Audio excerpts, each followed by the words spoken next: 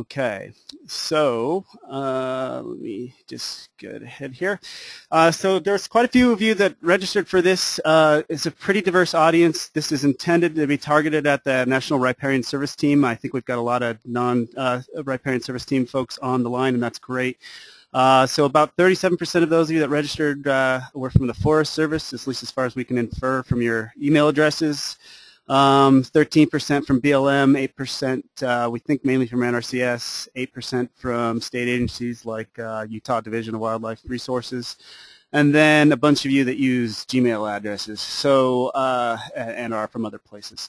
So this is a diverse audience. I know some of you have heard some of this material before, and some of you this is completely new, so hopefully there's a little bit of something for everybody.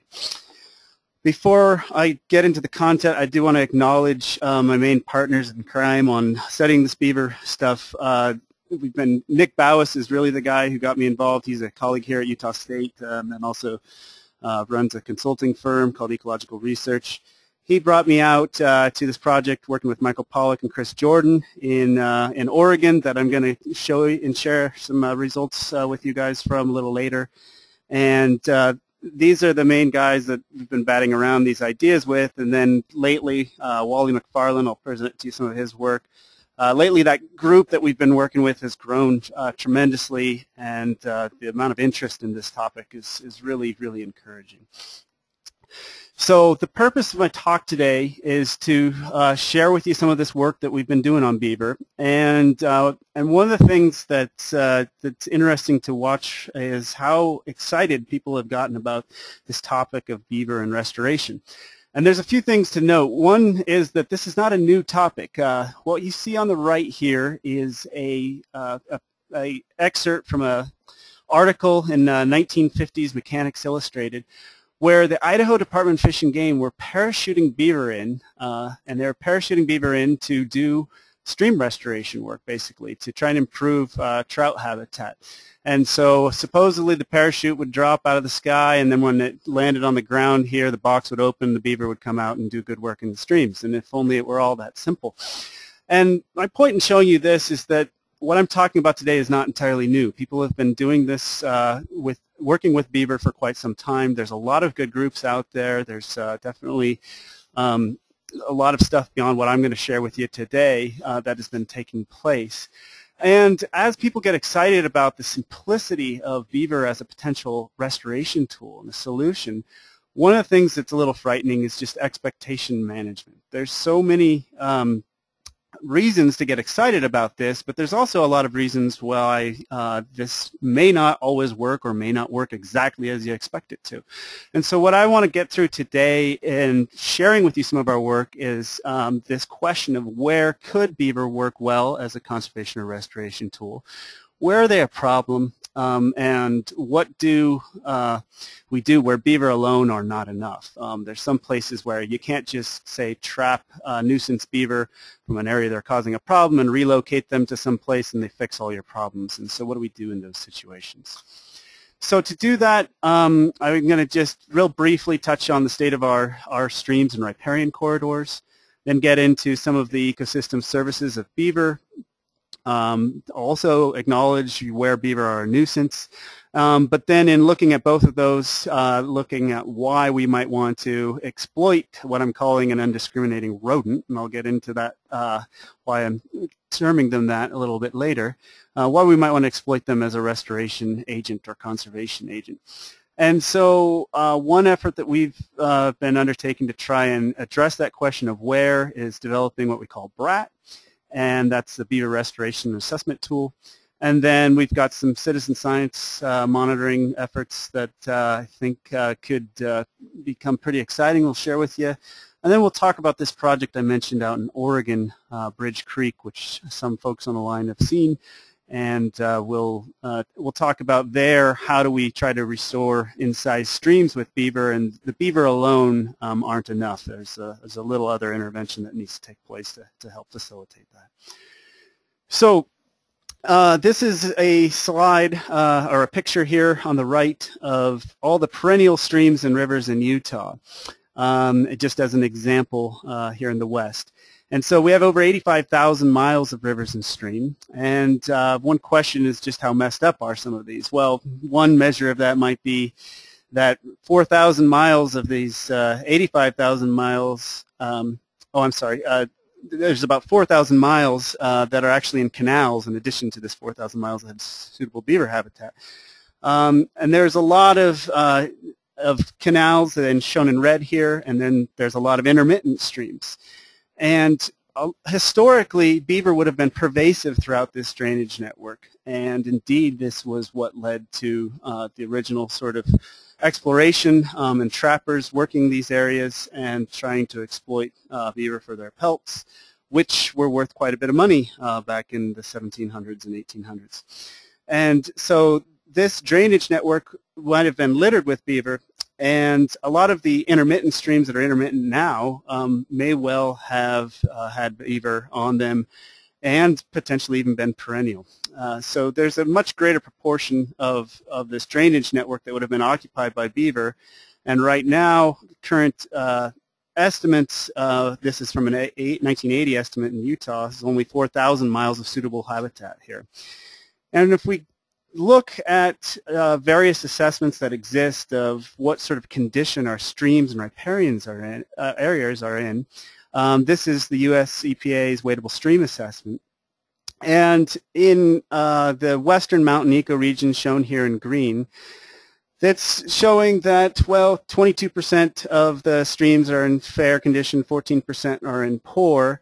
And that's one of the better scores. And if we go to this ecoregion, it's certainly an ecoregion with lots of beaver. If we go to other ecoregions around here, there would have been many more beaver. But even this is probably a conservative estimate of just how bad things are. And if we look in other ecoregions, our riparian areas are in pretty poor shape. And we spend a lot of money trying to fix this stuff. So if I ask you what you think of when you think of stream restoration, I think it would be kind of interesting to see how many of us would, immediately Tonka toys jump to mind, because every time you see a picture of stream restoration, it's got a picture of some Tonka toy in the stream trying to fix things. And of course, what goes along with this is we spend a lot of money doing this.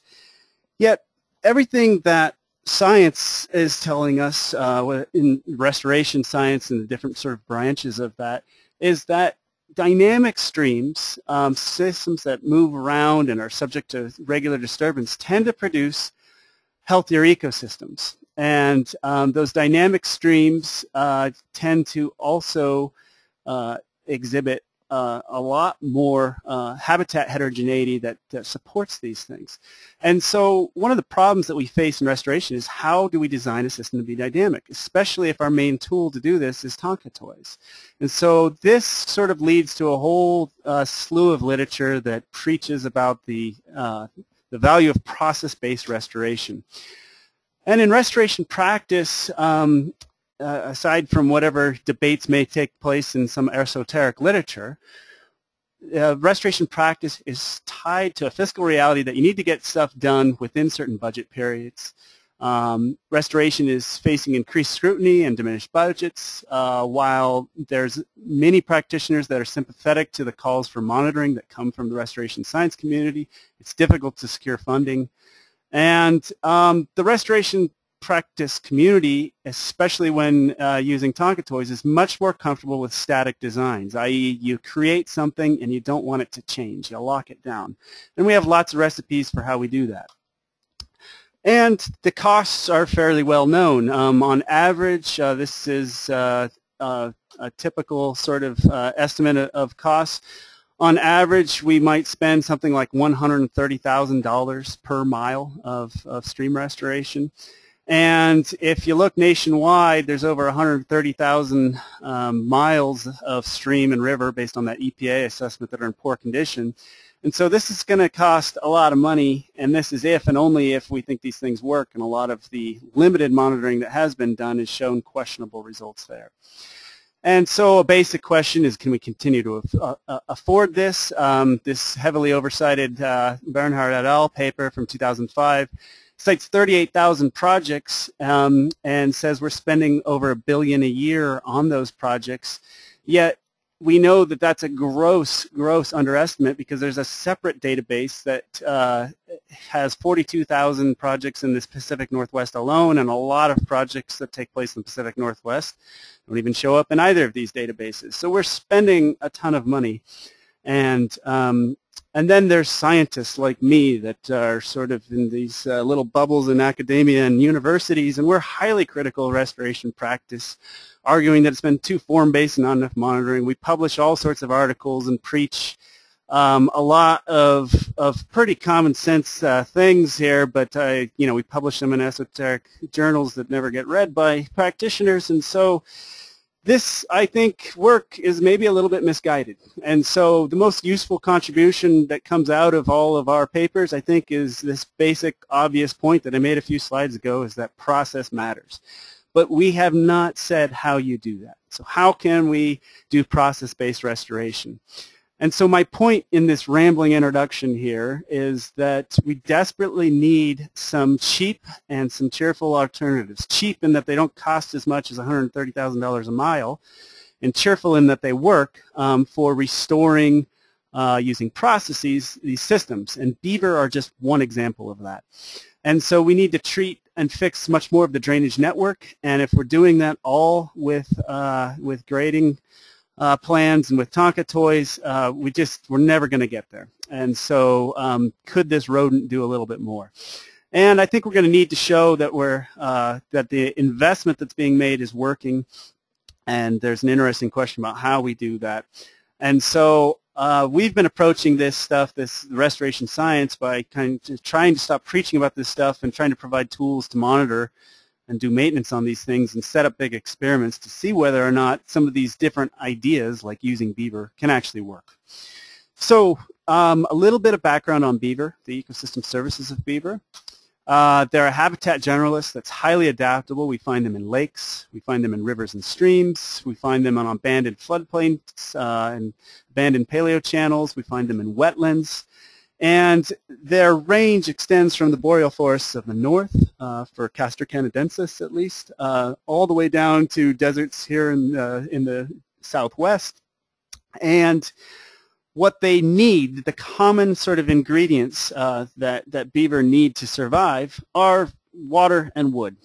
And so if you just look at this range map, which is actually out of date and inaccurate because it excludes big portions of Utah, Nevada, and California on the assumption that they were too dry, this has since been shown that basically beaver are everywhere. And this is what I mean by they're a non-discriminating rodent. In the north, we sort of stop seeing them when we get into tundra, so you've got a wood limitation. And in the south, then we get into a water and or wood limitation. But again, we can still find these guys in deserts. An aquatic habitat is critical to their success. Anybody who's ever seen a beaver walking on land, they look pretty klutzy, pretty vulnerable to prey. And so they need to have water, and when you see them in the water, they're a graceful swimmer. And they particularly like to have the lodges where they live and where their kits stay, having an underwater entrance so that predators can't get into it. And this can be provided along a deep river. They may not even need to build a dam, or it can be provided through the dams and the ponds that they provide.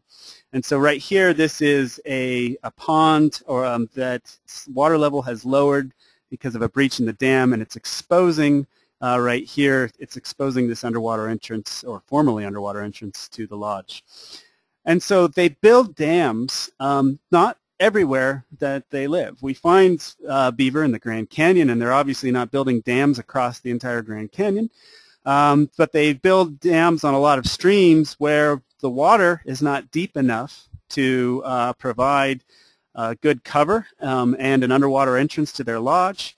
And they also want to keep this in areas that have ice cover in the winter. They want to keep this deep enough so that they can have a food cache underneath and they can swim around and doesn't freeze all the way through. And so they alter the environment. They're the classic example of an ecosystem engineer to build these dams to make the habitat more suitable for them. So not only does it impound the water around the lodge, it also can increase the area that they have for forage by backing water up into areas and making it easier to drag trees down in to the water. And their dam building materials are not just limited to wood. They'll use anything from shopping carts, old restoration projects that maybe were ill-informed and use lots of riprap or something. They'll use all sorts of things, whatever they can get their hands on. And often they build a lot of dams in series, and so it's not just one isolated dam, but usually a complex where you have multiple dams, and those sort of, they may be stacked across. You may have 5, 6 dams in a complex, for example. And this kind of makes it easier for them to get materials floating in and around. It also builds a little bit of resiliency into the system in case one dam goes. Hopefully they all don't go. And the habitat that they make in building and basically transforming streams into ponds and steps and pools and then free-flowing areas in between, this has a profound impact on these riparian areas. It creates wetlands, it creates broader riparian areas. These dams come and go, they fail. And the habitat that is left behind in that process is dynamic and is a very big attractant for a whole host of other species. And this is what folks get interested and excited about. And so, you know, beaver dams, through their harvesting, they're herbivores. They harvest material to build dams, but they also harvest material to eat. And then the dams themselves can raise water tables, they can moderate flows, and then they transform these riparian areas, and not just while the dams are maintained, they transform them even after the dams are breached. And so this sets off a whole cascade of feedbacks, which a lot of us spend a lot of time studying, and these are precisely the sorts of feedbacks that we also want to capture in restoration efforts. Now, there's a lot of literature out there that it's particularly when we talk about impacts on fish that kind of paints beaver in a fairly negative light. And there's really logical reasons for this. I mean, if you think about beavers building dams, maybe those would be a barrier to fish movement. Maybe they also increase temperatures, or maybe there's a loss of cover from building those dams. And so there's an interesting review by Kemp et al. That was done in 2012 where he goes through and pulls all the literature that he can find, so 120 articles that talk about these impacts on fish, and then talks about how many of them were actually driven by data versus were just complete conjecture and speculation. And 71% of those articles that are primarily looking at negative impacts were of a speculative nature, as opposed to actually 28% were driven by actual data. And so this is interesting. It makes some sense. If you're a fisheries biologist, beaver ponds are one of the worst dam places to sample in. It's very hard to get good numbers on fish in beaver ponds because there's too many places for them to hide. It doesn't mean they're bad habitat.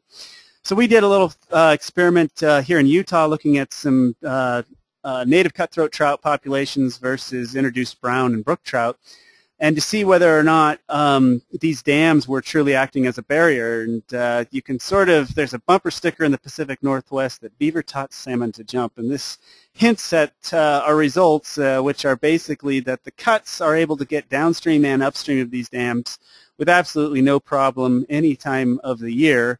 And brook trout seem to be able to do the same, but they tend not to move that much. Brown trout, by contrast, their movement is very, very limited by these dams, and the number of times that they can get over these dams is much, much less. And so Ryan Lochtef, grad student, has just finished up here, has just published an article on this. If you're interested, and I think there's a lot more work that's starting to come out that's starting to look at these things, and there are certainly cases where beaver dams impact fish, and it's not always as simple and as rosy a picture as this, but there are many other cases where the species of management concerned co-evolved with beaver in the system. And so this is where you get a bumper sticker like this, and these sorts of findings from doing these studies should not be that terribly surprising.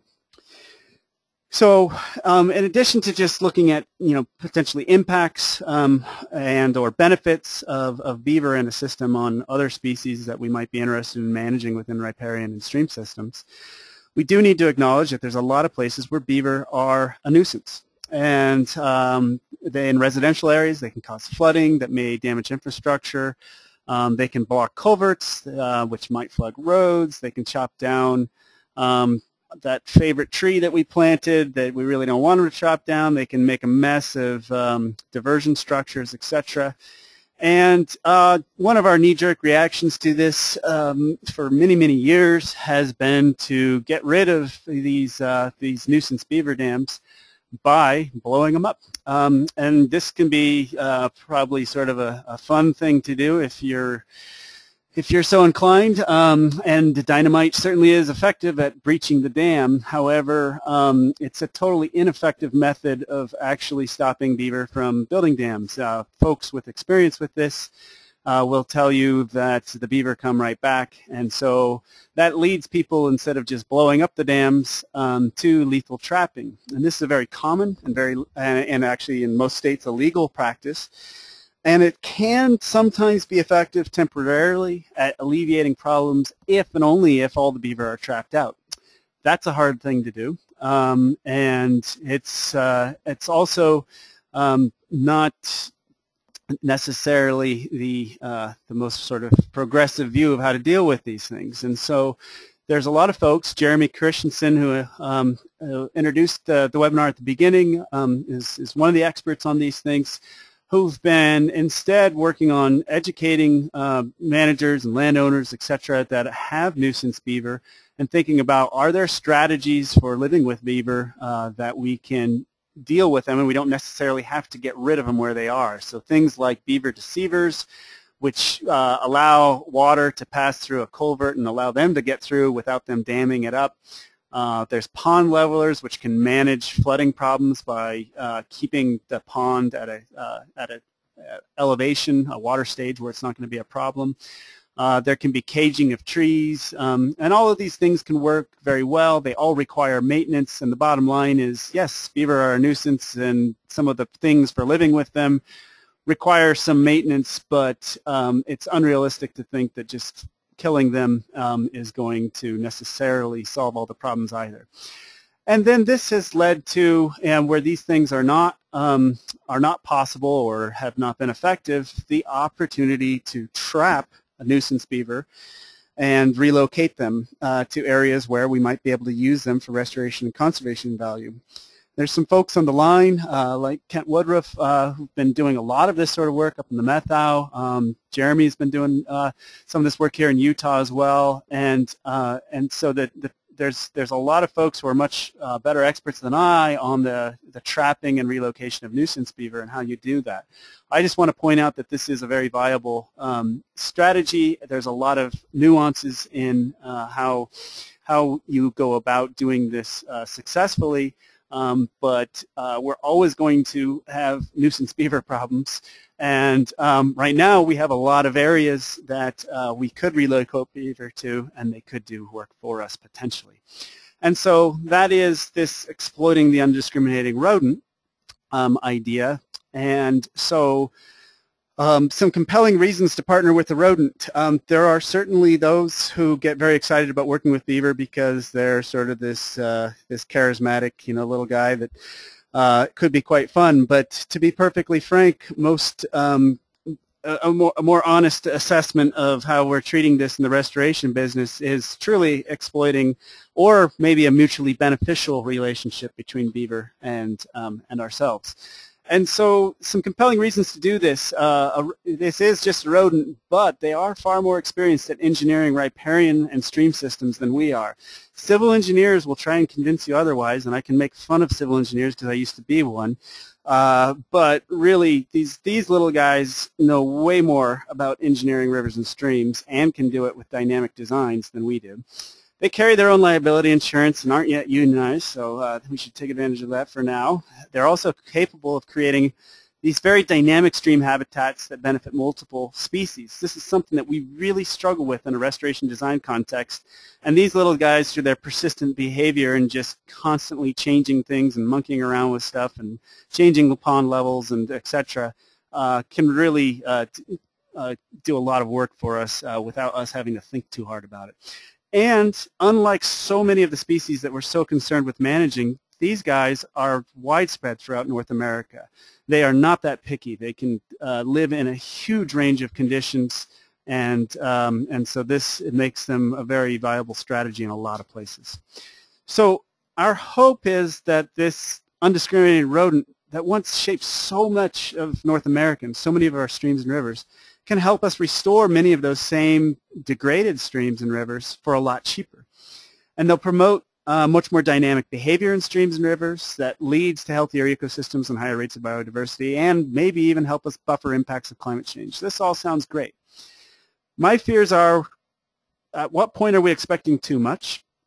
The responses from these guys is going to be variable, and sometimes it's going to work and sometimes it's not, and this may be hard to predict. Our definitions of failure are inadequate. If we put beavers out and they build a dam and it has all these benefits and the dam fails, is that a failure? Maybe, maybe not. Maybe that's just part of a cycle. So I think the perception of all these things really matters, and I think we really need to work on expectation management, and that's really the main purpose of this webinar today. So this leads us to the question, where can we use beaver as a restoration tool? If this sounds like such a simple, great idea, where is it possible? Well, in lots of states, there's maps like this that have basically, here's areas with critical habitat and areas with substantial value habitat and everything less, and then non-habitat.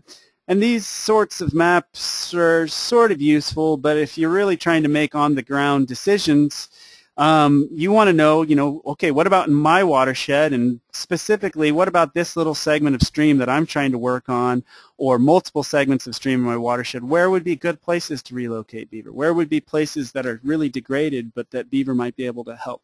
How do we make those calls? And one of the things to really keep in mind from a restoration perspective here is that beaver, as I mentioned, can survive in a huge range of different habitats. And they're not going to build dams in all of those habitats. So they're not going to build dams on big, huge main stem rivers like the Columbia River, like the Grand Canyon. They may build dams on side channels of those rivers, but primarily we're talking about them building dams in smaller streams. Wadable streams is a reasonable, crude approximation. And the dams are what we're interested in from a restoration perspective. That's the ecosystem engineering activity by beaver that really transforms these systems and has a whole host of benefits and impacts. And so knowing where beaver are and what their population numbers are is much less important, I would argue, from a conservation perspective, not of beaver, but a conservation of these riparian areas, than knowing where they're going to build their dams and whether or not those dams are likely to last. And so that's what the backdrop is for this BRAT. Where might this work? So BRAT stands for the Beaver Restoration Assessment Tool. And this is some work that Wally McFarlane and I have been doing with support from the Grand Canyon Trust. And so the backdrop here is, well, shouldn't we just use a habitat suitability model and then we can see where the beaver are? And they don't work that well, because with sufficient water and food, beaver can survive all over the place. And they defy these sort of traditional habitat suitability models, which attempt to find some sort of correlation between something you can measure in the field. So as an example, I could go out and I can measure stream gradient, and then how often I find them, and I get this curve, and I think, oh yeah, this is really going to help discriminate where I find them, and then lo and behold, I find beaver building on even steeper streams and building on shallower gradient streams. And so these sorts of models really struggle to do a good job for this undiscriminating rodent. And all we need to do is look at their range map and get a reminder about why this is such a hard thing to do. they're everywhere. And so a better approach might be to, instead of predicting where beaver could be, let's predict where they're likely to build dams instead, and predict the capacity of the landscape or the riparian area to support that dam building activity. So as I mentioned, another reason for doing this is because these dams, from a conservation perspective, are the things that we're most interested in. And also, this is going to be an easier thing to model because where they can build dams is much more spatially limited than where they can just survive. And that dam building activity is going to vary dramatically according to things like flow regime and availability of dam building materials, which are things that we actually have some information on. And so there's a website called brat.joewheaton.org that has information on this. If you're interested, and I'm just going to go through real briefly how this works to try and convince you that this might be a viable way for trying to prioritize where you might want to place beaver on a landscape. So we basically rely on a few different lines of evidence to estimate this capacity. One is whether or not we have a perennial water source. This is just a really crude first cut. You could also include, say, higher order intermittent streams potentially, but if we just focus on where there's water, that's a good place to start year-round. Evidence of a riparian vegetation that's close to the channel to support dam building activity. Then we look at evidence of adjacent vegetation that may be further up the hill slope or way out on the floodplain. That's going to make the difference between just supporting one odd beaver dam versus supporting a huge, large colony and multiple dams in a dam complex. And then we also look at the evidence whether or not that beaver dam could physically be built across the channel at low flows. So, for example, if I'm in the Grand Canyon, the stream power is always going to be so high there that I can't, no matter how hard I try, I can't build with sticks and twigs and mud a dam. I can do it with concrete, like Hoover Dam, but not as a beaver. Then I can look at, finally, the evidence that even if they could build a dam at low flows, is it likely to withstand typical floods? And so these different lines of evidence, we have to combine them somehow, and we have to have sources for these. So we've been doing a lot of testing of this throughout different parts of the West. I'm going to show you some examples from here in Utah, up near Logan, where I'm talking to you today from, in the Logan River watershed, as well as the Escalante watershed down in southern Utah that the Grand Canyon Trust has done a lot of work on. And our workflow is on the vegetation evidence side. We're going to use a nationally available data set. And we're going to do this not because we think this is the best data set in the world, but because we want to be able to run this model at very large scales without having to go spend a lot of money collecting data to do these analyses. And so Landfire is a nationally available data set that basically tells you what kind of vegetation cover you have on a landscape. And here's an example. We can take that and we can classify it into its suitability for beaver. And so what we have here are red areas that are unsuitable to support beaver, mainly because they're barren sandstone surfaces and or sagebrush. And then in blue and green we have areas of preferred and suitable materials. And this blue band in this particular example happens to be a whole bunch of aspen in the upper portions of this watershed. So zooming in, this is that step one, and then its suitability. Then we take a drainage network, and we can get this from the NHD, for example, that exists for the entire United States. And we then look at this suitability along that network in just a 30-meter buffer along the stream itself. And then we also look at it within a 100-meter buffer. So a 30-meter buffer, this is meant to represent just what's in and along the stream. And then this 100-meter buffer, the 100 meters is about the furthest distance that we see beaver moving away from the edge of water to forage and to harvest materials for dam building, and that's where that comes from. And so then we can combine those and with what I'll show you in a second, which is, you can think of it as a black box for now, but it's actually a fuzzy inference system which transparently lays out these relationships. We can combine these inputs to predict what is, in this case, based off of just the vegetation evidence, what is the capacity of these stream areas to support beaver dam building activity. And so what we get are red areas where you can't build any dams.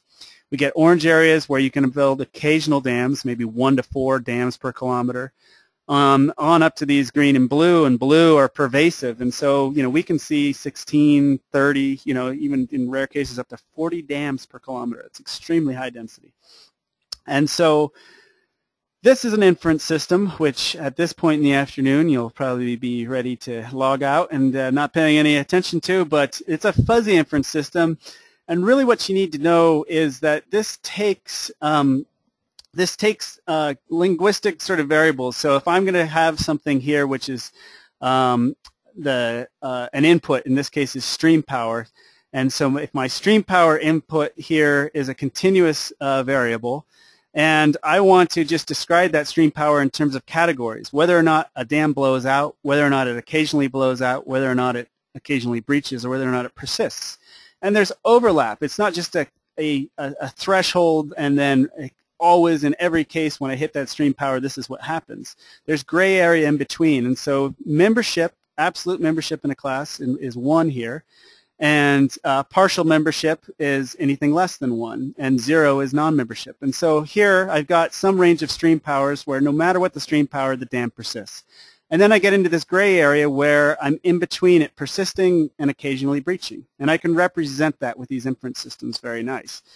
And so what we do is we combine the output from this, which is vegetation, with stream power at peak or at 2-year, flows, sort of our typical flood, and stream power at base flow. This is our evidence of whether or not they can even build a dam.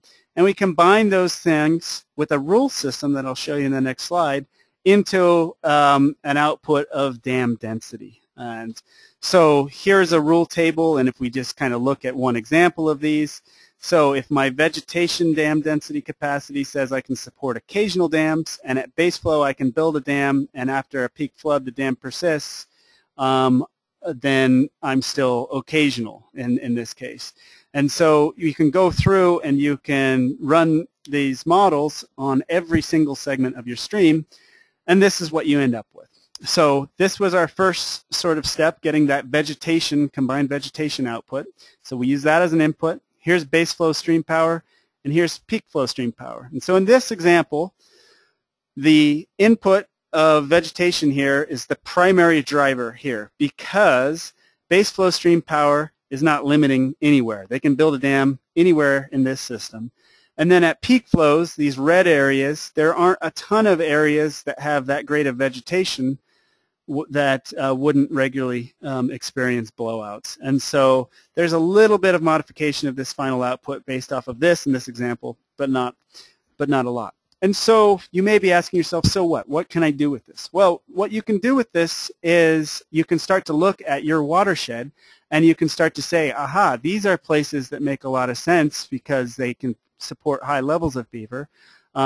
These are places where it doesn't matter what we do, they're not going to be able to support any beaver. And you can start to make some more informed decisions about where you place them on the landscape. So that's all well and good, but would you believe this model? Well, it's a capacity model, and so it's going to predict an upper limit, but we can compare it directly because the output is dams per kilometer with actual numbers of where we see beaver dams on the ground. So what you're looking at here is an example from up here in the Logan River watershed. And so recall the blue is high density, green is frequent, orange is occasional, and red is none. And so the stars are individual beaver dams. And so in this area with orange, and you can see down here how big a kilometer is. And so here's 3 dams in about a kilometer, and that falls right into that occasional density. So that sort of checks out pretty well. These circles are the number of dams within a little segment. So from here to here, I have 11 beaver dams. And this is an area where we're predicting really high densities. And this is an area, if I look on old maps going back to the 50s, has always supported really high densities of beaver. And the big driver of this is that stream powers are not too excessive, and there's a ton of aspen in this area. I come over to here, and I have another little pocket where up until 2010, we had no evidence of previous beaver dam activity, at least over the past 50 years. And in 2011, we had a blowout down in this reach where these 3 dams blew out. The beaver moved upstream and right pinpointed in this little area that was predicted as really high density, they built 12 dams overnight. And so this is just one little anecdote showing some verification of how well the spatial predictions of this model are, but it's encouraging nonetheless. And so what BRAT is a broader decision framework that will combine that capacity model, and it'll combine that with our with some other information about the management of these streams. And so there might be things like, okay, well, here's an area where we have a bunch of irrigation diversions, not a place where we want to put a lot of beaver. Or here's an area with really heavy grazing. And so what we ultimately want to be able to do is to classify the drainage network in terms of where there's some low-hanging fruit streams. All you got to do is put beaver back and they take care of everything. Some quick return streams with some limited investment. You could see really good benefits using beaver. Long-term possibility might take a lot more effort, but strategically it might be something you do anyway, versus the areas in your drainage network that just aren't suitable for either anthropogenic reasons or naturally limiting reasons. And so an example of some of these other layers, you might want to look at things like what is the grazing regime. If you combine beaver with overgrazing, that's not a good recipe for riparian areas, and neither are going to do too well.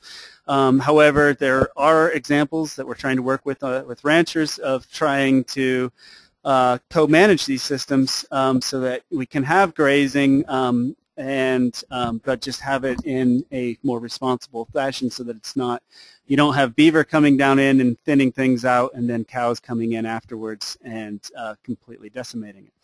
And so what we would hope to do would be take models and or utilization data of where in the landscape we see lots of cows and overlay that with where are places that might be able to support beaver and look for potential conflicts. And so that's what we're trying to do, is finish out that decision support element of BRAT and then try to run this for much bigger areas and use this in decision making and planning so we have a more realistic basis for where to potentially use beaver.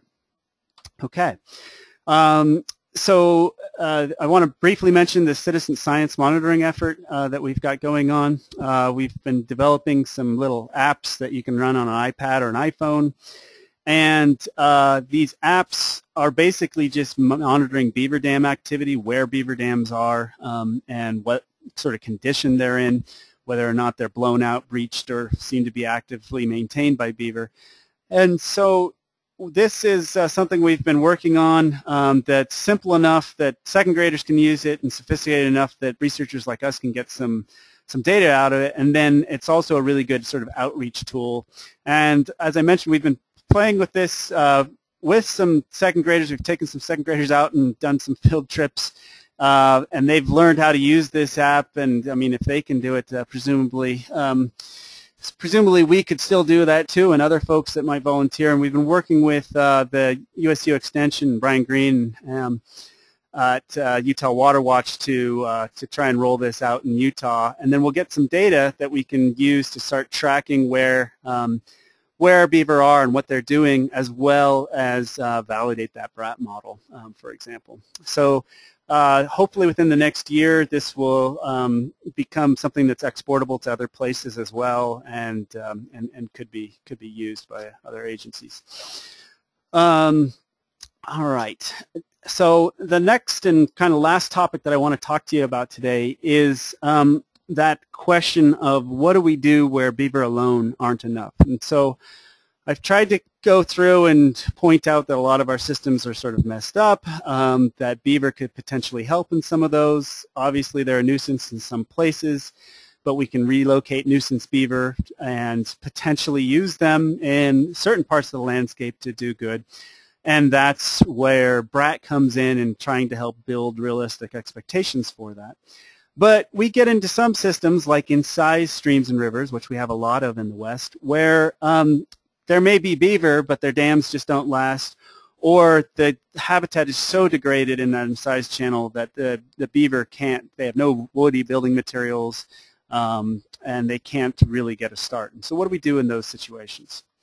And so these incised streams, I would argue, are ubiquitous throughout the West. There's a big literature on these that is pretty obsessed with, well, was this a climate change driven thing, or was this land use? And then the more sort of reasonable aspects of that literature point out that it's probably a complicated combination of the two. But that literature largely neglects the role that beaver played in these systems. A lot of these incised systems would have formerly had huge beaver populations on them. And it's very coincidental that many of those populations were completely eradicated or trapped out right around the same time that these systems incised. And so if you take all the roughness elements out of a system and you hammer it hard, it's not a surprise that you might get something looking like this. And there are conceptual models in the geomorphic literature that talk about how these incised streams eventually recover. And so if you have a system that may start out intact in its floodplain, this is a diagram that Michael Pollock has drawn that's adapted from a McClure and Thorne diagram. And so if over time you get some incision, a relatively short amount of time often to create that incision event, it lowers the water table, it kills off that old riparian vegetation, and you end up with this much more simplified degraded habitat. Over time, what happens is that incision trench starts to widen out, and as it does that, it starts building an inset floodplain, and then that inset floodplain starts functioning more and more over time, and eventually it grades and it grades and it grades to the point that you actually recover this system. So the take-home message from this cartoon is, cool, we don't have to do anything to these incised streams. They will just recover on their own. They'll fix themselves. The problem is when you look at these numbers, the time it takes to do this can be decades to centuries to millennia. And if we have endangered species in these systems that we're trying to recover and recover habitat for and make better conditions to give them a better chance, we may not have that long to wait. And so that prompts us to intervene and do restoration. And so Michael Pollock from NOAA, who we've been working with out in Bridge Creek, noticed in Bridge Creek, where this system was really incised, that in a few of the places where it was sort of later stage, it had widened and had built these inset floodplains, that beaver actually were building persistent dams, and this was some of the best habitat in the whole stream system. And these were really good analogs for maybe what we might want to try and do. He also noticed that aggradation rates behind these beaver dams were very high. And so that led him to think, well, hold on a second. Is it possible to short circuit this time loop here, that when I have beaver dams in the system, I might be able to grade this on the order of years to a decade as opposed to decades to centuries to millennia, and try and recover better habitat in these systems. And so here's Michael's little cartoon about how that might work. You know, a beaver dam might come into an incision, or a beaver might come into an incision trench, build a beaver dam. Problem with these incision trenches is at high flows, all the water is concentrated on the dams, and so it just blows out. And so when it blows out, what happens is that often produces widening of this incision trench, and that's not a bad thing. So then they come back in, they build this, and now they're spreading those high flows out over a wider area, and so they don't blow out as frequently. You start building some more complex riparian area, and over time, you know, this thing starts looking like maybe what it used to be, this sort of distributary, much more healthy, intact, fully functioning riparian area. And then what this is, these little stilts through here, these are fake beaver dams. These are wooden posts, and the idea is, well, we can do the same thing as beaver with artificial structures potentially as well. And so this is the concept, and there's a paper that's being reviewed in Bioscience right now that will come out on this. And so Michael and Chris and Nick and a whole slew of other folks and partners out at the Prineville office in BLM have been working with us in Bridge Creek to try and really test this idea and see whether or not this is something that can work. And Bridge Creek is a creek, like a lot of creeks in the West, with this incision problem. You can see this degraded channel down in here with this very narrow band of willow down in this incision trench, and then what probably were former terraces and floodplain surfaces and now have turned to sagebrush. And so what happened out here was this was a great opportunity on some BLM land to test whether or not this idea worked. And one of the things that Bridge Creek had going for it is the BLM had the foresight to get the cows out of the stream, and that was allowing a passive restoration to take place and some of the riparians recover. The problem was it just wasn't recovering quick enough, and so we wanted to try and hit it harder with a disturbance, in this case beaver, to see if we could speed up that process and if we could do that to improve habitat for salmonids. And so Rick Demmer from BLM had done a bunch of work monitoring these beaver dams over time. And the problem in Bridge Creek wasn't that we didn't have any beaver. We had actually a fair number of beaver that, as you can see through time, built a fair number of dams. But every year, as high flows came up, those beaver dams breached, and they just did not last. And so Michael's idea, as illustrated in those cartoons, was, can we help them out? Can we buy them some time? And he started out by just, well, let's put in some wooden fence posts, and let's just put them in across these existing dams or abandoned dams and see if that helps. And then we also played with the fence posts. These things are dirt cheap. You can use a hydraulic post pounder to put them in. So it's a very non-destructive installation. And the idea is, can we buy them a little time so that their dams don't blow out every single high flow, and we start to see some of those benefits accumulate and start to grade that incised channel up.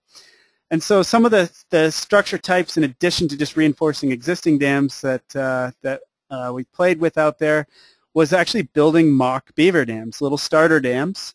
And these were set at a crest elevation high enough to get flows out, even at low flows, onto adjacent what were terraces and now have become floodplains and wetlands. We played with just putting post lines in and seeing if the beaver come and build on these.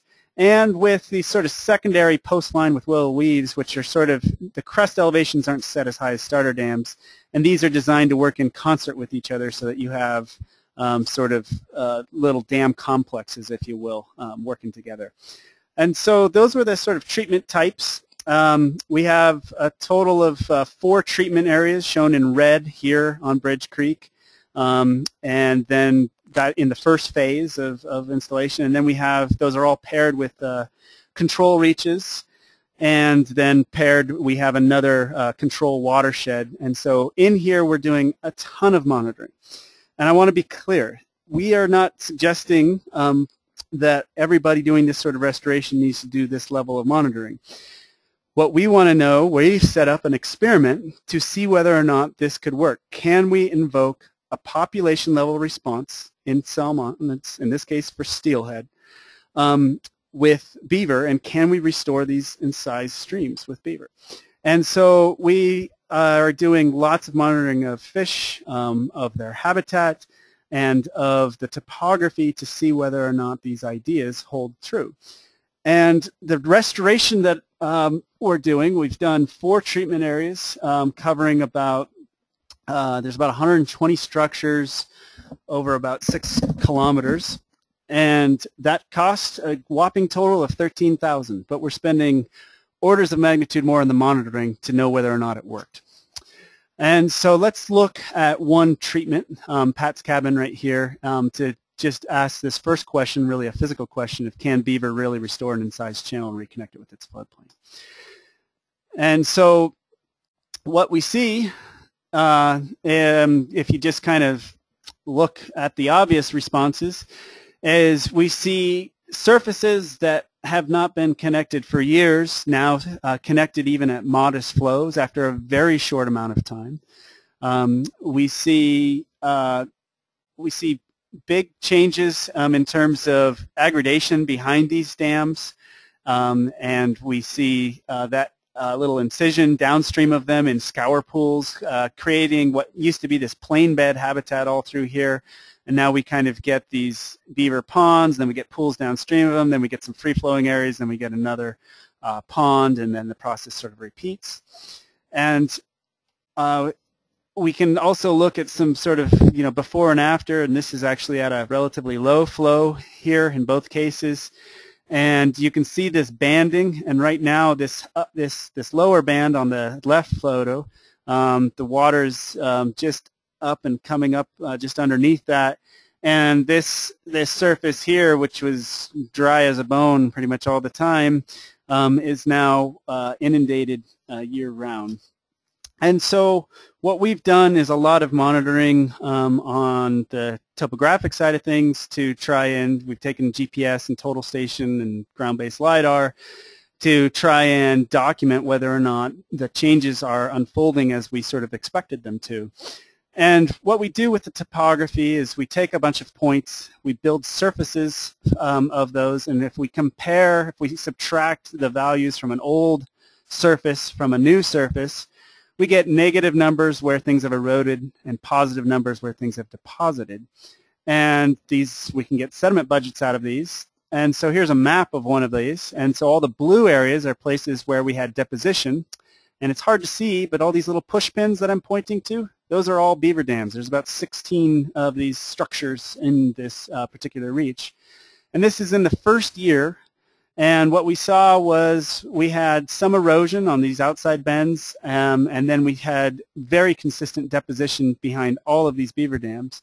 And the deposition story, the deposition was outpacing the erosion in that first year, and this was a fairly modest year. It's kind of a typical flood. In our second year, we had one dam blowout right here, and then we had much more dramatic deposition. And so we actually had 850 cubic meters of deposition, and even with this blowout, 350 cubic meters roughly of erosion. And one of the things that we learned was these blowouts, as well as bank erosion, which leads to widening of the trench, are the key local sources of sediment supply that are necessary to grade this channel. And so we see net aggradation, and we see on average we're building this channel up over a meter in just a 2-year period. And we're seeing some dams failing and some dams being built that we didn't even put anything on, and we see beaver coming in and occupying these things right away. And so we're seeing very, very rapid geomorphic response and just transformation of physical habitat. And when we look at this at all of our treatments and controls, we're seeing a very consistent story of net aggradation in our treatments as opposed to net degradation in our controls. And what about the fish? And the fish, this is really Nick Bowes' story here from all the very, very intensive fish monitoring. There's over 30,000 pit-tagged fish out in, have been pit-tagged in Bridge Creek, and then they've been electroshocking, and then they've got pit-tag antennas here, as well as mobile antenna surveys that they do. And if you look in the beaver ponds versus non-beaver pond controls, we see for juvenile steelhead, we see a preference in the spring and winter months for those ponds, which is not very surprising. And then in the summer, that preference is nowhere near as strong, probably because the temperatures are much higher. And if we look at survival, I've got a bunch of graphs like this, but I'm going to show you a simplified version of these. What these come from, we've got these time series when all the monitoring's done 4 times a year. And we are comparing the data in Bridge Creek, which is in blue, to the data from a control watershed in red. And so this is survival of steelhead, and you can see that these things track in pre and post. They start to diverge, and if you look at those differences, what we're seeing here is a net increase in survival from pre on the left to post on the right. And I'm going to show you simplified versions of these things. So here is pre-survival, here's post-survival, and so there's a significant difference from pre to post in survival. There's also a significant difference from pre to post in abundance between treatment in Bridge Creek and control and murderers. And then there's a growth difference, which is actually, we see a decrease in growth. And that's explainable because your abundance has gone up, and so you've got this density-dependent sort of response here. And then if we combine that survival, abundance, and growth, we're seeing an increase in steelhead production. So this is a population-level response shown after 3 years of treatment, where the agent here are us with some posts, then beaver taking over and doing the work, and we're seeing these dramatic physical transformations of an incised stream into viable steelhead habitat, and we're seeing increases in production. And so the findings from Bridge Creek are that we had rapid colonization by beaver, an existing population of beaver, after the installation of these structures, a rapid geomorphic response to the incised channel, and this is in the right direction. It's grading this channel. It's making more complex habitat. The long-term question is, will it last, and will beaver be able to maintain it? And in the short term, we're seeing positive population-level fish responses. So that's an example of what I mean by cheap and cheerful. So we can do that design in the field, and the treatment costs, the materials, and the labor are nothing for even that more intensive version. If all we're doing is trapping and relocating nuisance beaver, our cost may be even less. It's cheerful because it's a furry rodent, and if we continue to get results like this, it's cheerful if it works. We think that the Bridge Creek example is transferable to other incised streams. One of the caveats is you need vegetation, you need some dam building materials, you need something to work with. But we can also use beaver in situations that aren't quite as bad as that. And there's folks on the line who have a lot more insight and experience than I on that. So the take-homes from this webinar are that beaver are both a nuisance and a good restoration partner. Where they are a nuisance, there's a number of living with beaver mitigation strategies that are possible. And where the nuisance beaver cannot be tolerated, live trapping and relocating these two areas for restoration, much like folks have done up on the Methau, is a viable strategy. BRAT is a useful tool for trying to prioritize where in the landscape it might make sense to tackle these sorts of activities. And incised stream restoration with beaver seems to be working preliminarily anyway, and is notably cheap. If you want a couple of fun reads on beaver, non-scientific, just popular reads, Enos Mills from 1913 in Beaver World is a fantastic book. And then Glennis Hood's The Beaver Manifesto is also a very interesting read that just came out a couple years ago. If you want to learn more about any of the stuff that I've talked about, there's a lot of resources at this website, beaver.joewheaton.org. And we do a workshop. We're doing it for the 3rd year. This year we're going to move it out to Bend instead of doing it in Utah. And that'll be in October. And we're doing it in Bend, Oregon so that we can take people out to Bridge Creek. And so you can also register for that at that beaver.joewheaton.org site. So with that, I will have probably put, it looks like we had about 90 of you that have stayed on the line. That's amazing. And I will hand this over to Jeremy to try and field some questions, and you guys can raise your hands, and then he'll sort of run through things. And then we also have a bunch of questions that some of you have posed during the seminar that we'll try to address. And if you need to go early, don't stress about that. This will be posted online, and so you can watch it later, or you can also just get the slides and some of the content. But we'll keep recording now for the questions, and hopefully we can get a conversation going for as long as people are interested. So thank you very much for your time. I know it's hard to sit and listen to a screen for this long. Jeremy? Thanks, Joe. Yeah, me riveted in my seat. I just, again, appreciate everybody taking the time to come out and join us for this, the attendance and the enthusiasm from everybody. We had, I think, like Joe said, over 170 people register. A lot of those people hopefully were, knew they weren't going to be able to make it, but this was recorded. So we are going to post this as a podcast later on, and if you did register, you will get a reminder email that that's going to be posted. So when that becomes available, hopefully you will take a look at it again if you missed anything or want to share that with anybody that wasn't able to be here. I just wanted to quickly recognize a couple other people who I meant to recognize at the beginning who helped pull this together. Janice Statz at BLM in Oregon, Prineville, member of the National Riparian Service Team. Thank you so much for putting this out to your community, your list, and helping with this. Ann Aubrey here in Utah with the BLM and the Southeast Utah Riparian Partnership for helping us connect with that group as well. And also Mike Callahan, who I believe is still on the line, joining us from New Hampshire. You noticed maybe some of the diagrams of the flow control devices from his website. We appreciate you, Mike, at the forefront of beaver management, his website, beaversolutions.com. And yeah, let's get to some of your questions. The first question that came in through the system was from Vanessa. She asks, she's currently conducting a research project on evaluating the responses of nuisance beaver relocation efforts.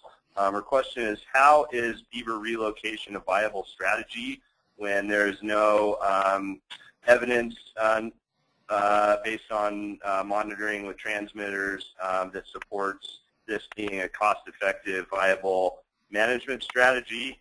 She notes that a review of the literature is a little bit lacking, low snow survival rates, movement and establishment outside of release sites, and lack of dam construction, etc. So I'm not sure that's a question for Joe, but I would like to recognize maybe somebody else on the call. Kent Woodruff, if you are still on here, I'm going to get to your name here and try to unmute you. So maybe you could field this question for us. Kent is with the Forest Service up in the Okanagan-Wenatchee National Forest in Winthrop, Washington, and he has an incredible project that he has been overseeing, releasing and moving beavers all around. And I'm trying to find your name, Kent, so I can unmute you. See if you can say hello, Kent. So we'll try. We might also want to unmute Vanessa as well after Kent here, but it sounds like we've got Kent there. It's great. Jeremy, I'm not sure where my microphone is here, but glad to just begin that discussion. We've been working for 6 years trying to understand and figure out how to reestablish beavers in places where they once were, using relocation as a tool. That's been valuable for us here in the Met-House. We have 13 new establishments over the last few years. We said we were going to try to accomplish 5. We've more than doubled what we thought we would do. One of the things, Joe, I wanted to just say, brilliant presentation. Thank you for putting this together. Jeremy, thanks for coordinating. I think one of the things that I would like to add is that there are plenty of efforts going on at relocation, and perhaps that's a valuable question by Vanessa. But I think one of the things that I would try to help us all understand as we continue to stumble forward, that it's the cheap message is maybe something that has been oversold a little bit, in the fact that there are few efforts that have put enough energy into relocation to make it worthwhile. So the ability to achieve critical mass, I think, might be the way to describe it. Achieve critical mass so that we can be viable in relocation is something that we are continuing to try to learn about. I think that's one of the key messages that I would add to what you presented, Joe and Jeremy. So we're going to continue to learn and grow, but so far we've had good success at relocation.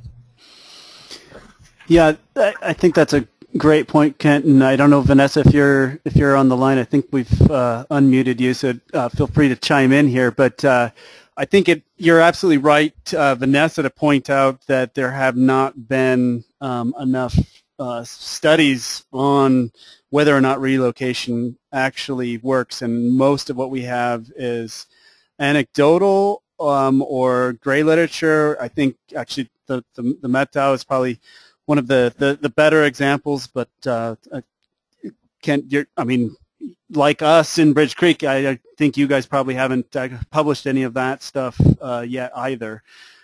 So it's certainly on a lot of these things where there's questions about, whether or not relocation can work, or whether or not maybe instead of riparian fencing in the case of cattle versus cattle and beaver sort of co-management, would you be better off with riders versus riparian fencing? A lot of these things are reasonable ideas. There's some neat anecdotes popping up in practice about whether or not things work, but there is not enough science that's been done on tracking that. And I guess my pitch would be, we save so much on the restoration that we can probably afford to do a little bit of monitoring to see whether or not these things actually work. And if they don't, we're still not out of pocket as much as we are on a lot of the things we waste a lot of other money on. So let me just follow, Joe, with the addition that I appreciate the question, I appreciate the scrutiny, and value the opportunity to answer some of those questions. But one of the things we're trying to do is be practitioners, sufficient practitioners to try to get the job done right. For example, one of the key pieces is just putting passive integrated transponders in the tails of the beavers that we release to try to begin to answer some of those kinds of questions, and then ultimately, hopefully, provide some publications down the road. Yep. Vanessa, did you want to add anything?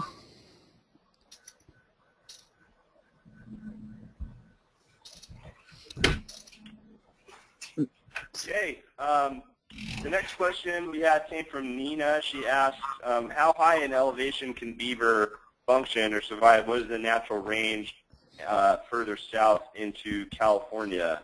That I'm not, the upper elevation range I'm not sure of, and maybe somebody... I could take a stab at that if you want, Jeremy. Sure, please. The elevation range is probably not going to be an issue as much as elevation limiting woody vegetation being there. So when you get above the tree line, you're going to stop seeing beaver there. But otherwise, we see them up at quite high altitudes throughout the Rockies and even in the Sierras. So that's so the elevation range, I wouldn't say is as much of a concern. I think that sloppy range map that I showed you that cut off a good chunk of Southern California, just as people have started to look closer, and again, maybe this doesn't hold up to academic scrutiny, it's more anecdotal. There haven't been publications on this as of yet, but it certainly makes sense in terms of enough of the right conditions being present to support them. But as people have sort of started looking a little closer, around the Coast Range of Southern California, there's lots of evidence that that beaver were there, and there's no reason to think that they wouldn't have been there. So it's sure their numbers may not have been as large as in other places, but it's certainly within their sort of tolerable range. Our next question comes from Rick.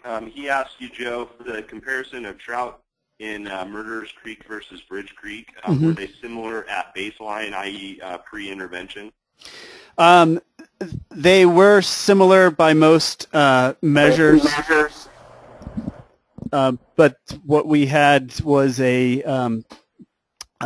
all of that's been normalized by each sampling window, so that whatever is an actual difference, so what I showed you in those sort of simplified bar plots, that's actually been adjusted so that you're not looking at those absolute time series and not having to kind of do that calculation in your head. So that's actually all adjusted for there.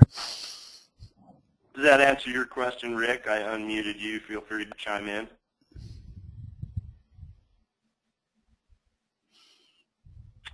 And we can move on to the next question. Comes from John. what suggestions do you have for changing the minds of local landowners and land managers who only have negative views on beaver effects? That's a great question, John. So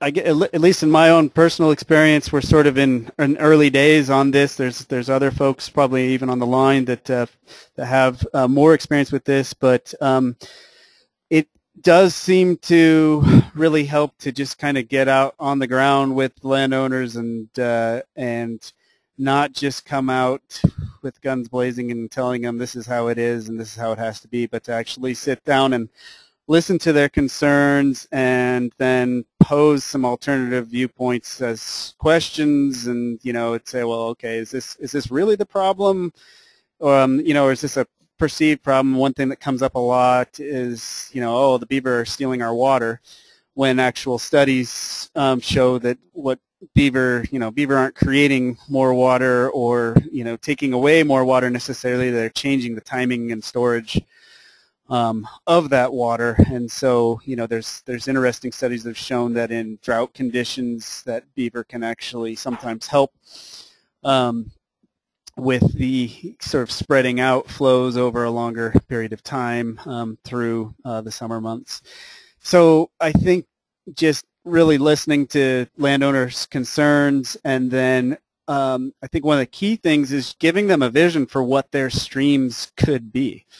And that's a place where I don't think we've done that great of a job, where we can show them pictures of what these things are like when you have a whole lot of beaver activity, and the sort of not just ecosystem services they provide, but to say if you're working with a rancher or something and they have a they're concerned about still having watering areas for their cows. This can sub-irrigate pastures. You can easily throw in diversion structures off of some of these beaver dams to have off-channel water sources. There's lots of things out there, and I think we have to do a better job of painting a picture of what's possible, while at the same time setting some realistic expectations on hey, I can't guarantee you that they're not going to cut down your favorite tree over there. I mean, they might do that, and this might work out perfectly, or they may just say that they like your neighbor's property better, and they never do anything on your property. And so, some realistic expectations need to be laid out there too. This is Jeremy. Just to follow up on that, Joe, there's a nuance there that is worth teasing out, and that's that. Some people have negative views about the effects of beaver. Some people just have negative views about the management implications. They see it as a daunting to try to manage beaver in place, as opposed to just trying to remove them from the system completely. And so a huge part of my job is going around working with folks, educating people on best management practices, the flow control devices, different interventions that we have developed and tested that work really well to solve the majority of issues, conflicts that we have. And generally, it's a lot easier, it's a lot cheaper, and it's a lot more effective than removal. And to me, a lot of times it just comes down to that message that, hey, you have an issue, we can help you solve it. Cheapest, easiest, most long-term effective solution is to manage them in place, work with the beaver, as opposed to having to remove them from the system sometimes. Our next question comes from... Did John want to follow anything John, up there? Did that answer your question? Let me make sure you're unmuted. There you go.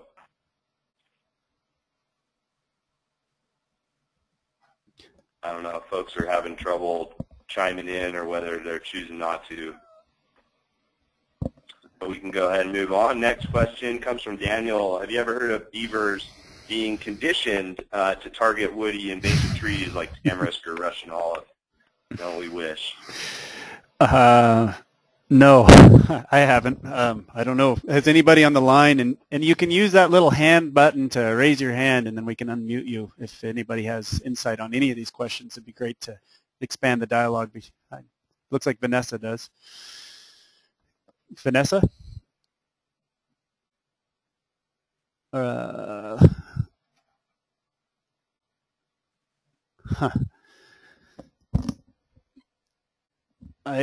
wondering if your mic isn't hooked up, or on some of these folks that they can probably hear us, but maybe they don't have microphones hooked up.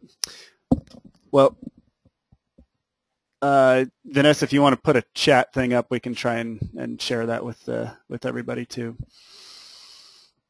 The other option for talking on this is you guys can switch from mic and speakers to telephone and dial in, and your sound would come across that way. It takes a few seconds, but that's another possibility. Well, Jeremy, I guess we could just move on to the next question then. Go to the next question. Comes from Mikhail. Comments on minimum water depth or flow needed, and minimum standing wood material needed at a site for a successful introduction. This is on relocating, Beaver, I'm guessing? It looks like, yep. I'm wondering if Kent's still on the line and we could tap him, because he's got a lot more experience with that than I do. And Jeremy, you might have some. Let me see if I can find Kent again. I've just unmuted him. Great. Are you still there? So it's a very good question. It's one of the key pieces of the puzzle that we're continuing to try to answer as well.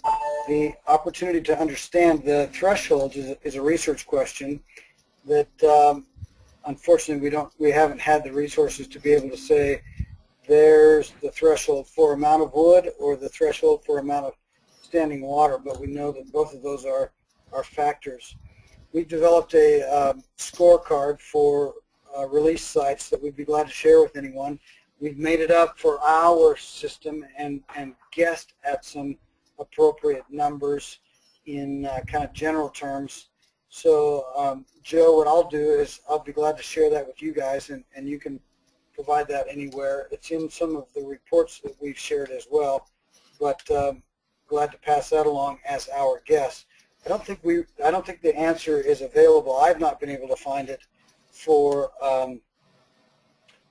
what the minimum amount might be, but I'm able to say yes. In fact, it's certain that we need some pool habitat and some woody material available as starters for beaver establishment.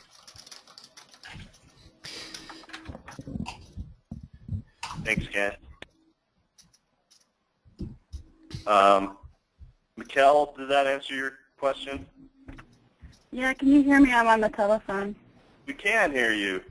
All right. My name is Michael Painter. I'm with the Forest Service in Colorado, and I have some very tiny little streams with a little bit of aspen regen that I think would do. It's pretty well incised, but there's evidence of past beaver activity. You can, if you crawl down into the channel, you can see where the old dams have been buried by the mud and then blew out.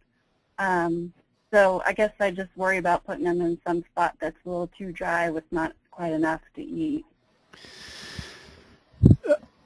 I'm not sure if, Kent, you have a comment on that. I guess my take is from what we've seen in the places where I guess I'd phrase it, beaver alone maybe aren't enough to get started, that the starter dams in places like that, you can have a pretty dramatic impact on the hydraulics and the hydrology just as rapidly as a regular beaver dam would. And then it's a question of whether or not maintenance gets done, and that maintenance can get done by, by you if you want to continue to muck around with your hand in the cookie jar, or it can be done by beaver, and that's the hope. And so if conditions aren't quite right, and again, this is anecdotal, this hasn't been studied well, but if conditions aren't quite right, I think you can create those conditions artificially with simple things like the post structures, which aren't meant to last and be this permanent solution. They're meant to be a kickstart, and then you can see if that creates conditions that work. There's also examples, and I think Kent probably has some of these too, of where people, and I know Jeremy does too, of where people have relocated beaver and they actually leave out materials for them, and then you can find those ending up in dams pretty quickly, or ending up as a bunch of corn on the cob, I guess you could call it, where, you know, had bark on it before and now it's nibbled and just floaters. So. Right.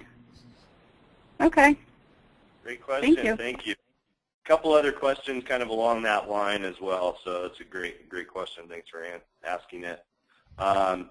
Next question comes from, let's see, Trevor. Any idea on the distances beavers will travel? He mentions over a low divide. He says that they have beavers moving out of the San Pedro into the Santa Cruz River watershed in the Sonora, and he says expecting on the U.S. side of the border. I'm not sure what you mean there, Trevor, but yeah, how far will beaver hike between drainages? Do we have any data on that? I don't know about the overland distances, and this would be a great place to get Vanessa out there with some collars or some tags, rather, to see what you could find there. We have some data from another grad student from Oregon State that's all just in-stream distances that they've moved, or at least we're assuming that they haven't gone over a divide, and I guess over relatively short time frames, like you know, over the course of a day, we've seen them moving back and forth on the order of 10 to 15 kilometers, and then we've also seen a lot smaller number of beaver maintaining multiple lodges, where as before you might have gone out and kind of assumed that every lodge you saw was, you know, that was actively maintained was one colony, and it looks like it's actually, we've got multiple colonies with multiple summer homes, or, you know, second homes or whatever, or third and fourth homes, and they're moving around regularly, you know, over sort of 2 to 4 kilometers to use those. But as far as going into other basins and stuff, I'm not aware of anything published on that. Vanessa, if you are, or if anybody else is, please raise your hand.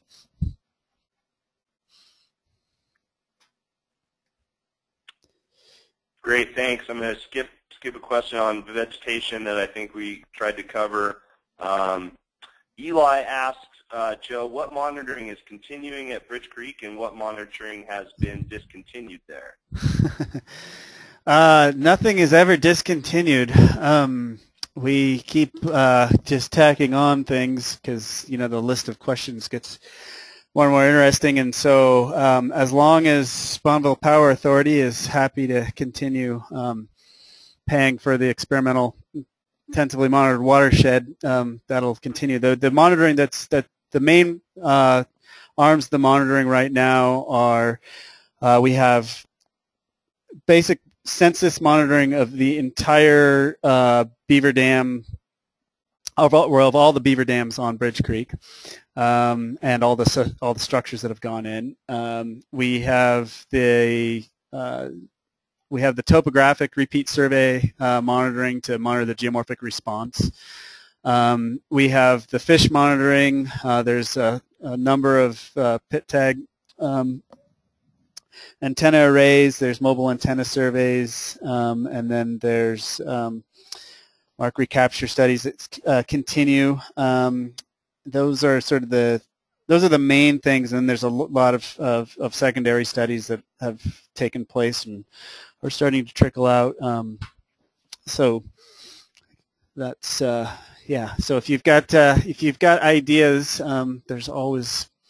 we're always trying to tack on other resources there to try and explore some of those. And what's nice is so many of the other things that you might want to ask a question about have been, you know, we have the baseline stuff set up.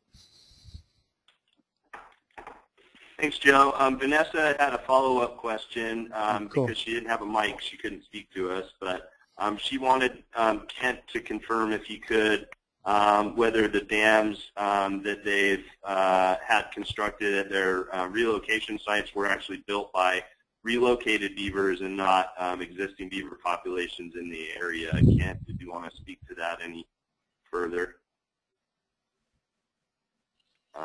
Is Kent unmuted, hopefully? There we go, Kent. Are you still there? Let's try. Can you hear me okay? Yep. Yeah. Okay. I switched to my phone to see if we could go that route. Vanessa, yes, we've had in some cases, in several cases actually, beavers establish in places where we've had no beavers in within 5 or 10 miles that we're certain are the beavers that we put there. And one example is some beavers that we attempted to place in 2009. They did not take, and so there was very little construction activity. And then last fall, 2012, we placed 4 beavers in the headwaters of this drainage, and when we went back this spring, we found 7 new dams established, and so we've continued to monitor that site and continue to see reproduction there and more continued dam building. So it's an example of kind of a remote end of a drainage that was unoccupied that we've monitored for 5 years now, that finally we were successful at getting established. There are others like that where we've got places that are just in the remote corners of small watersheds where we have had no building activity, and then the beavers are established there. Interesting. Thanks, Kent. And here in Utah, we've been undertaking a similar process on a much smaller scale because of several factors. But anecdotally, we've also had some great success stories here with transplants in Utah.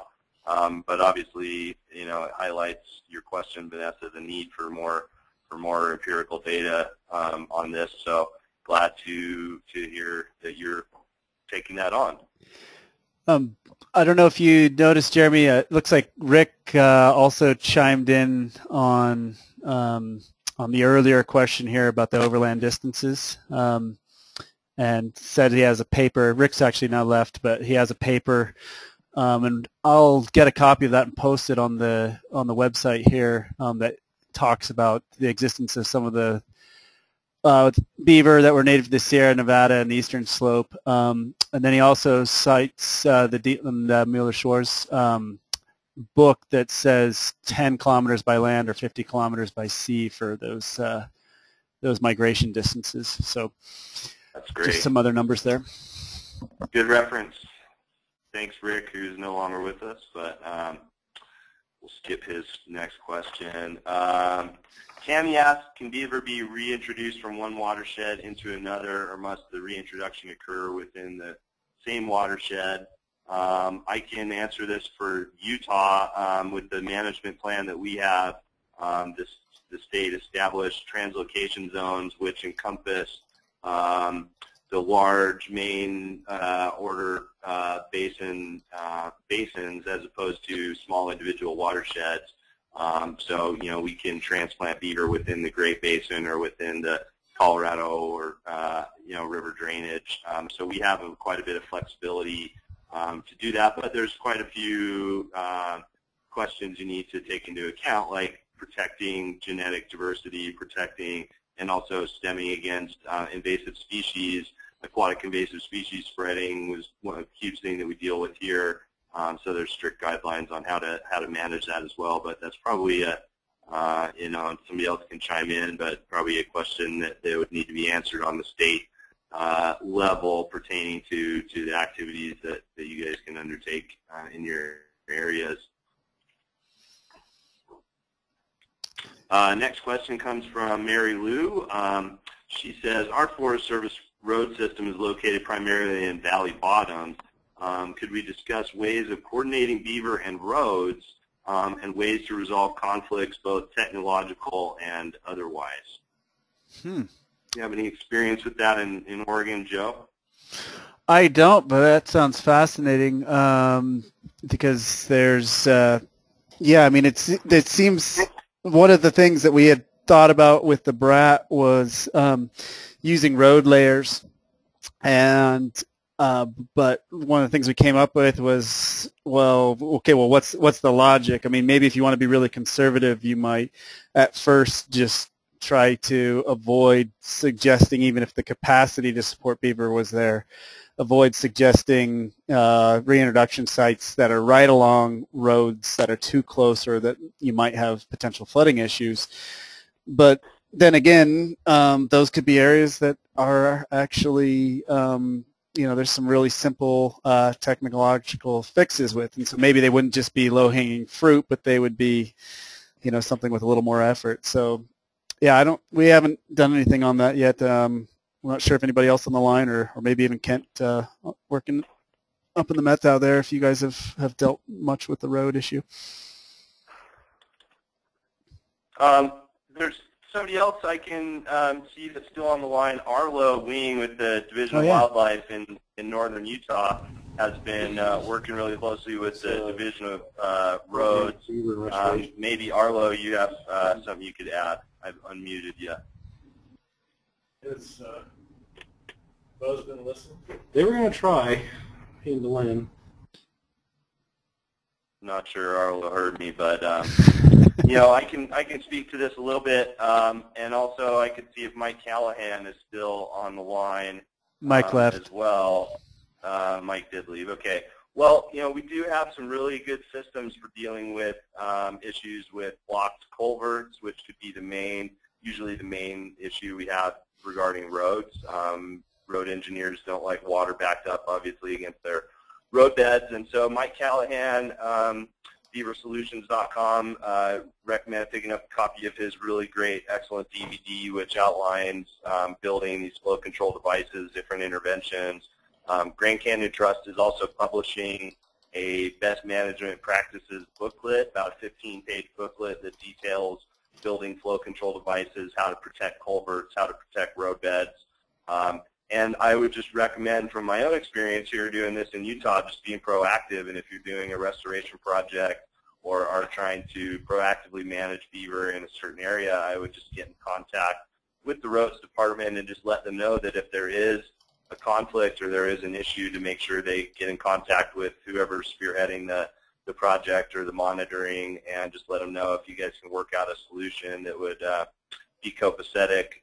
We've had really good success protecting those culverts and road crossings with flow control devices and different things. So that's certainly something to read up on, and I will be forwarding to everybody on the call that registered a copy of the Trust publication that's going to be coming out in the next few weeks, a link to a digital copy of that, or I can certainly send you guys print copies. If anybody's interested, they can contact me on that, and check out Mike Callahan's website, beaversolutions.com. He's got a great wealth of information there, and a great DVD for sale that details a lot of those systems and how to work those out. So let's see where we are with questions. Any info that we have come across concerning beaver dispersal across land? Let's see, we've covered that.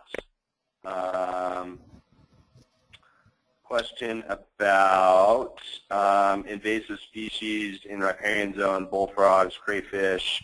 Invasives pose an issue for beaver reintroduction. That reintroduction might increase these species' abundance. Any thought on this or experience with invasives in Oregon on your study site? From Dwayne asked that question. It's a great question, Dwayne, and we get it a lot and don't have a very satisfying answer for it yet. My cop-out answer is, if you have an invasive species problem, you have an invasive species problem, and beaver don't necessarily help, and as you suggest, could exacerbate that. So it's just a difficult one. So what does that mean? Does that mean that if there's big concern with that invasive species problem, that you need to deal with that first before considering beaver reintroduction? I don't know if we could come up with any blanket statement on that. Right now, out in the Bridgefield site, we have not had an issue, at least that is of concern with respect to invasives, but we're definitely keeping an eye on that to see if it rears its head down the road. So yeah, I wish I had a better answer on that, but it's not something that we've actively studied. Another question on invasive species, and this is more has to do with invasive species being transmitted along with beaver in translocation activities.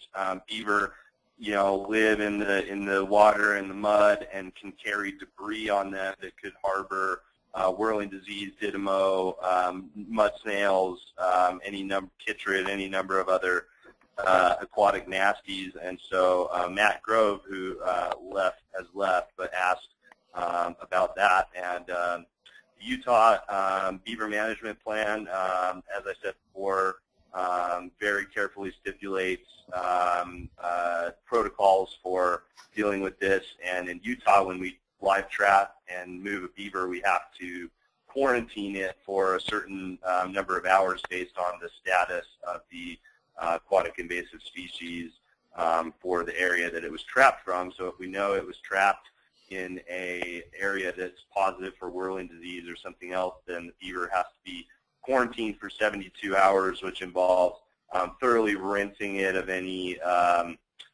mud or debris or anything that could be transmitted on the body, and then just being kept and held in isolation, basically, with constantly changing out their water and access to clean water and everything, just to make sure that we're not transmitting any of those little nasties along with the beaver. So that's a really important consideration. The guy who asked the question, says this has been a problem with field crews not disinfecting their wading gear and different things as well. And I know this is something that aquatic biologists and folks are especially becoming more and more aware of with amphibian declines and different things like that. So that's certainly a really important consideration and something that should be dealt with probably with state fish and game agencies on that level with these activities, but should definitely be considered and have a plan to address that.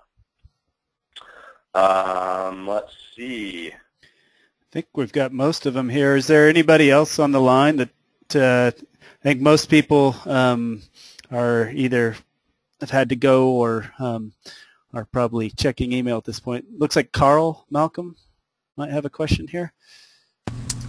Go ahead, Yeah, Carl. Hey guys, can you hear me? Yeah. Yeah.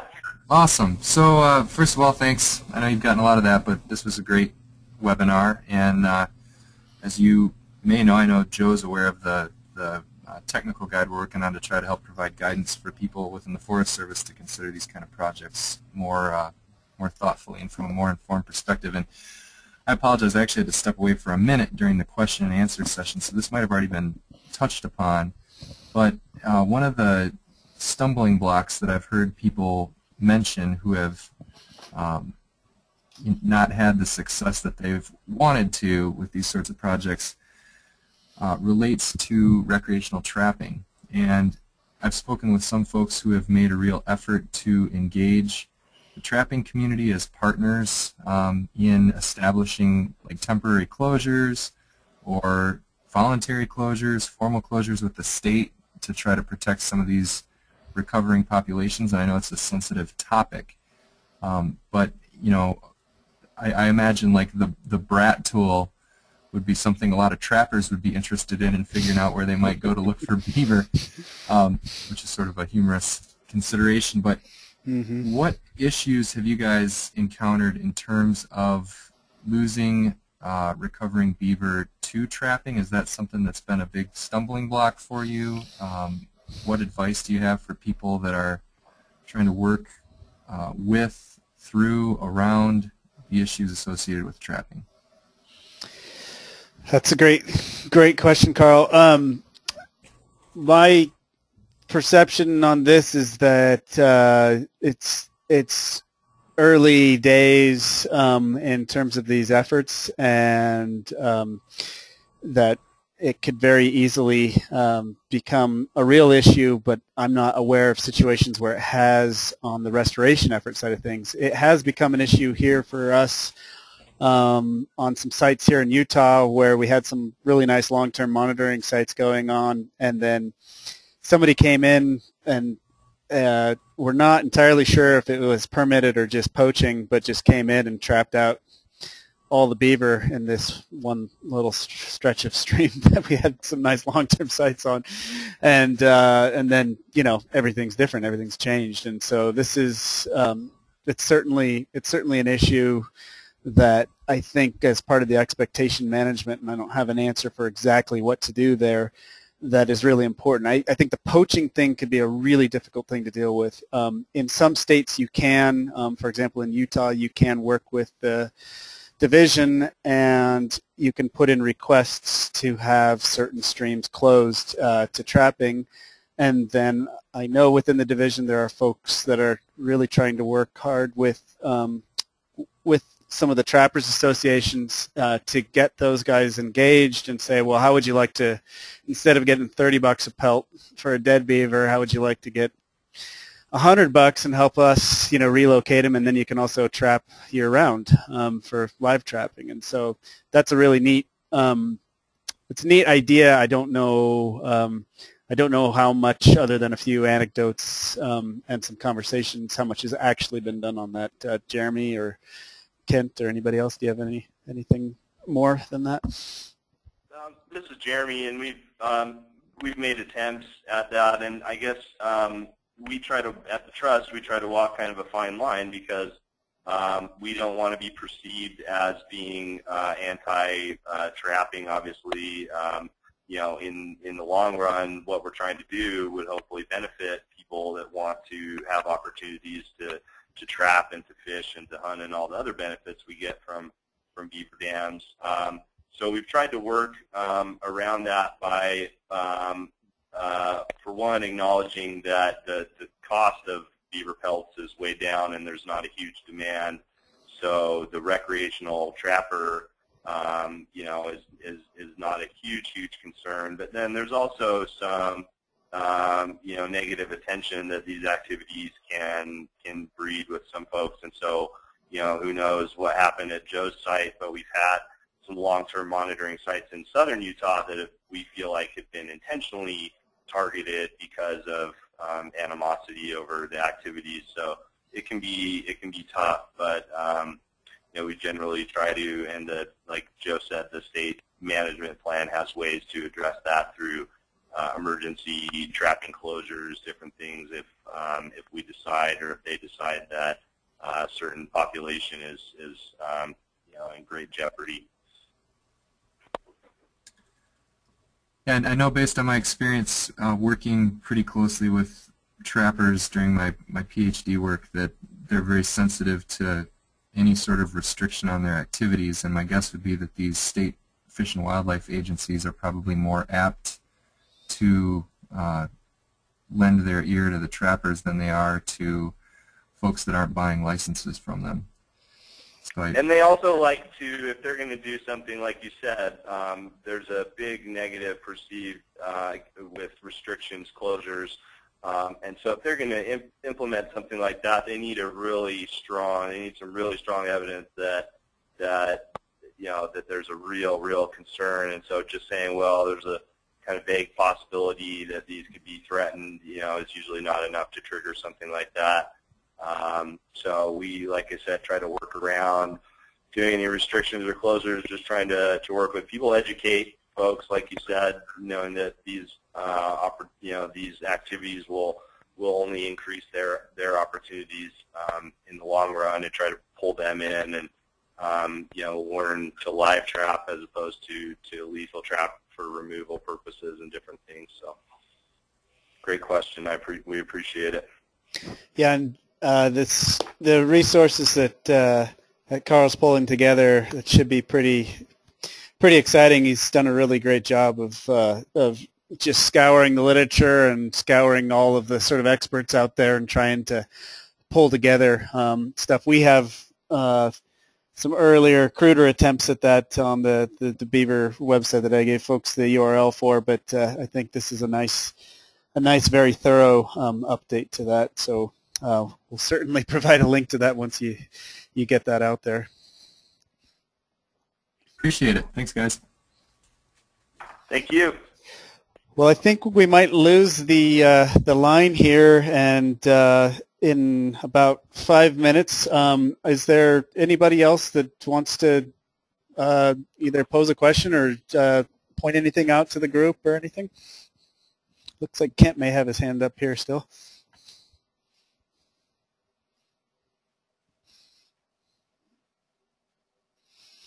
No? All right. Well, I think, Jeremy, is there anything else that you'd like to add? Nope, just thanks everybody for joining us. Feel free to give me an email follow-up. Most of you have my email from the contact information that went around, but it's jchristensen, CHRISTENSEN @GrandCanyonTrust.org if you have any follow-up questions. And we'll be following up with you guys shortly in the next little bit to let you know that the podcast has been posted, and also some links to some resources, materials that were mentioned on this call. And Joe, anything else to close us out? No, I just appreciate all the interest and everybody's time, and thank you also for the patience with the technology here. It's our first webinar, so having a remote conversation about all of this is a little bit tricky, but it seemed to work out well in the end. So thanks a lot for the interest, and if folks have any questions, yeah, feel free to get in touch with Jeremy or I. So, and thanks to all the folks who asked questions and chimed in as well. All right. Say this is Kent speaking. Thank you both. Nicely done. Thank you, Kent, for your contributions and for all your work up there. Appreciate it. I'm glad to help as we go forward as well with a little bit that we've gained. So, Joe and Jeremy, look forward to talking to both of you and anybody else that wants to give me a call. You're way too modest, Kent. I would take Kent up on his offer if I were all of you. Thanks, everybody. Have a great afternoon. Okay, take care. So long, guys.